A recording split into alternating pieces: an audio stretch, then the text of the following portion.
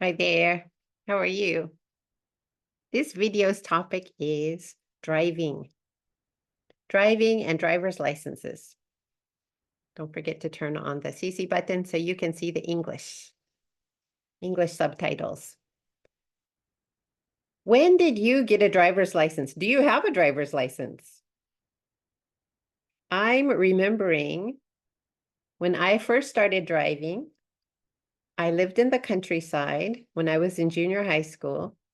And my father and mother taught me and my sister how to drive very young.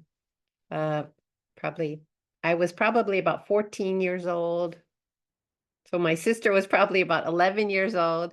And my parents let us drive our car on the dirt road. We lived on a dirt road. It was not a paved road, it was dirt.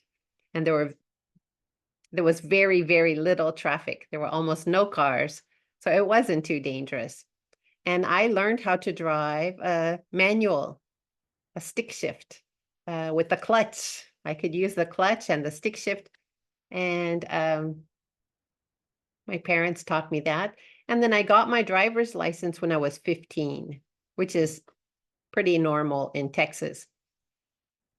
And so from then, my grandmother gave me her old car, and I had a car. And so I could start driving to high school. I didn't have to take the school bus anymore. I hated taking the school bus, and I was so happy I could drive to school. And they have a big parking lot for the students at the high school. And that was that was like freedom. We felt like we had freedom when we could drive. And I felt so adult. I felt so grown up. And then I graduated high school. I was in university. I still had the same car. I used the same car. And I would drive back and forth between my home in the countryside and my university in the big city. And so I could drive back and forth. I had that freedom. Then I met my husband. I came to Japan. And of course, the driving here is different. You drive on the different side of the road, on the opposite side of the road as the United States. And also the car is built differently. The steering wheel and the driving seat and the passenger seat are on opposite sides in Japan and in the United States. So it was kind of scary. I was really afraid to drive in Japan. And my husband would try to let me practice. He would sit in the passenger seat and I would drive, and it was so scary. And the roads are, I'm sorry, but Texas has wide, straight roads, and Japan has narrow, very windy roads. And often there's not enough space for two cars to pass. So you have to find a place to pull over and let the car pass. Anyway, it was so nerve-wracking to drive in Japan. I did it sometimes, but it was very, very scary. And then when my first baby was born, I felt such a responsibility to keep her safe, to keep this baby safe. And so I stopped driving. I didn't drive with my baby. I was afraid. And it's very convenient in Japan to live without a car. You can walk, at least for me, you can walk to the supermarket. I could walk to the post office. I could walk to the bank. Everything is nearby. And so it was not very much trouble to not drive. So we would walk everywhere, me and my baby. Then I had another baby. I had two children. The older one was 3 years old, and the baby was 0. And at that time, it started getting difficult. I remember especially one particular day when I had to take it was during rainy season, I think. I had to take a lot of wet laundry to the laundromat, which is you call coin laundry, the laundromat, to dry the clothes. But I didn't drive, and I had these two babies, and I had all this laundry, and I thought, how am I going to do this? And so I remember I put my baby in the baby carrier.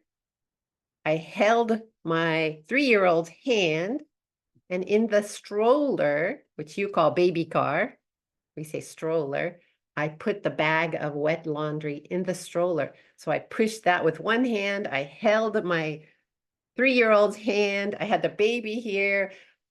How could no umbrella? There's no way to use an umbrella. I didn't have enough hands.